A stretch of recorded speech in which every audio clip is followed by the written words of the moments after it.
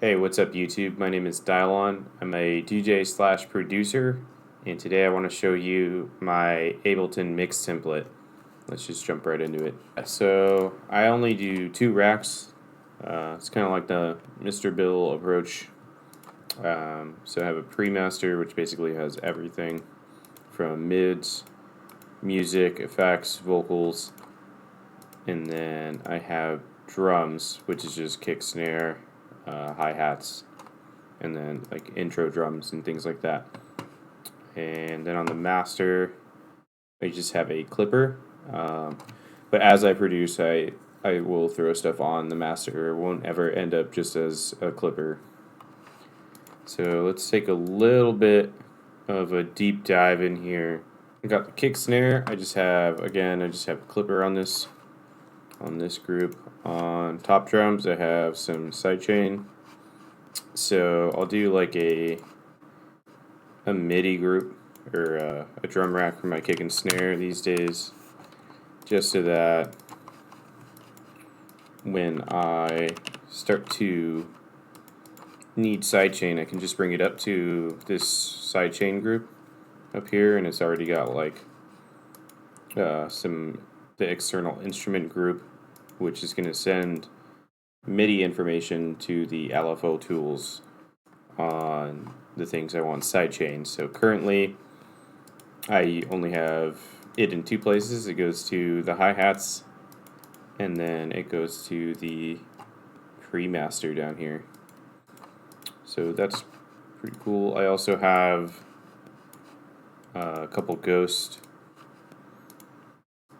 kick and a ghost snare here. So like, and those will go to top drums as well, and then the pre-master has a sidechain rack as well.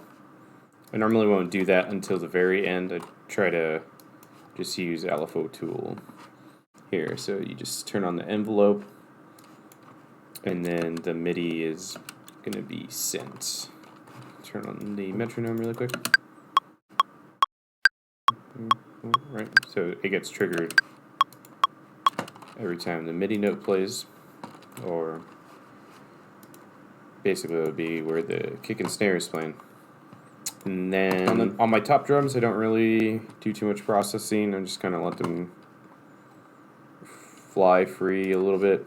But then I have the clipper that catches any peaks and stuff anyways, so not too much going on there usually. And then on the pre-master, I have an interesting rack here. It's just a band splitter. So it's just low, mid, high. Tend to use the highs around 5K. I got the lows around 130, 140.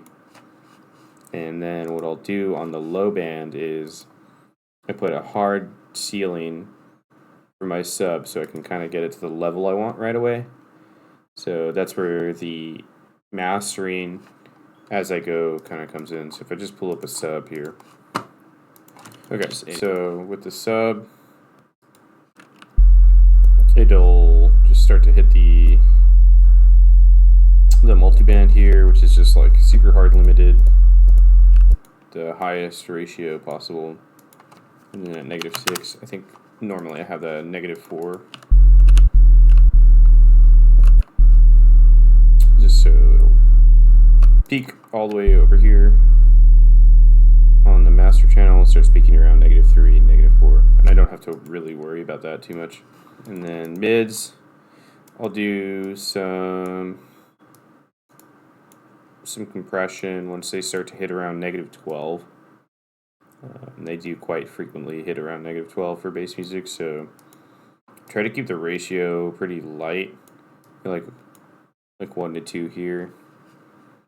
And same thing on the highs. Highs normally don't start to hit around -12, but it can always depend on what's going on. So like around 18 dB to -12, and then again, I try to keep my ratios pretty light because I'm not like the biggest fan of Ableton's multiband. I just normally hear phasing a little bit more than, say, a non-band split multiband. but I like that this rack is just ready to go. JC, Jade Cicada, Cicada. It's Cicada. Anyways, yeah, and that's pretty much it. I have my like metering plugins. I got a bunch of metering that way. Let's see. I got the Imager, got Span too. I don't use Span that much. And then Insight has basically everything except for the oscilloscope too. So yeah, that's my template. I'll get into mixing in future videos, but this is basically where I start.